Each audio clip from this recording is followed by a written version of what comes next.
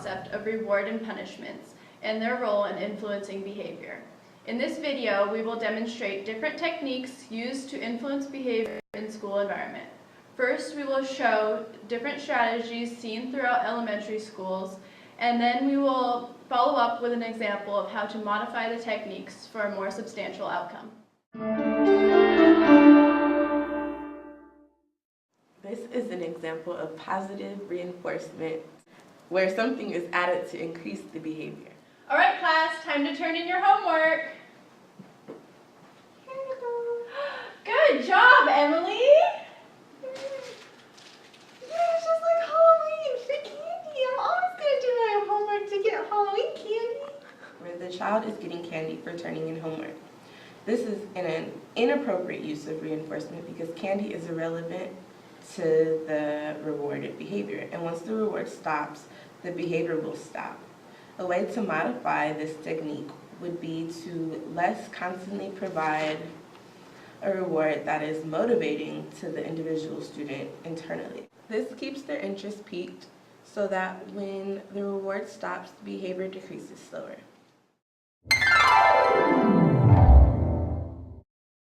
This is an example of negative reinforcement where something is taken away to encourage the behavior. All right, class, if everyone turns in your homework, you will not have an extra assignment this weekend.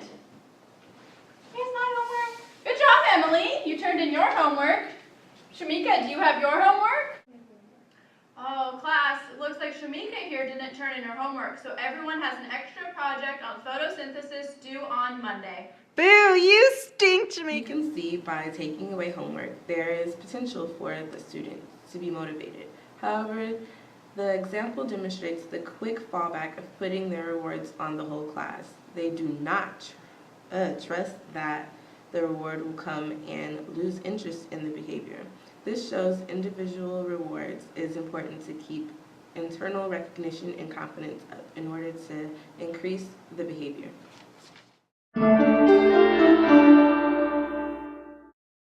This is an example of positive punishment when something is added in order to decrease the behavior.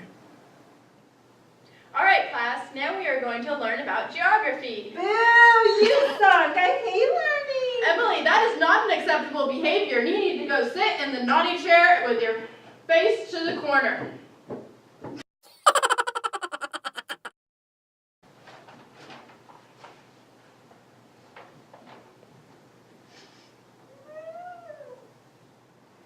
By adding social punishment and not replacing the behavior with an acceptable and/or appropriate alternative, the naughty corner only temporarily dismisses the behavior.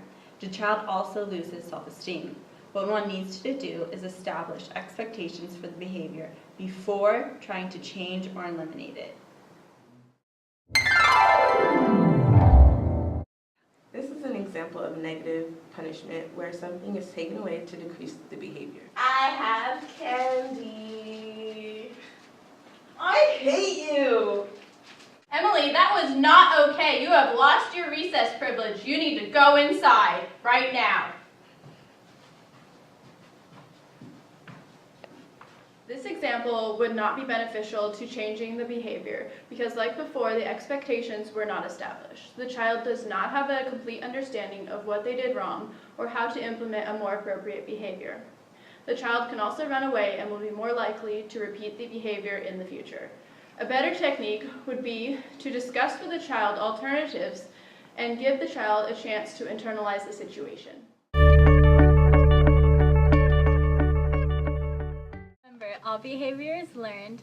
Rewards and punishments must be individually based. They must foster autonomy.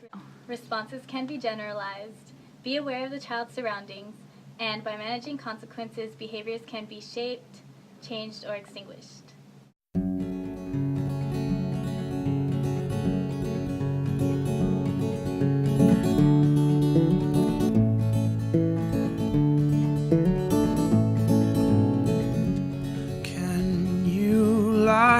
Next to her and give her your heart as well as your body, and can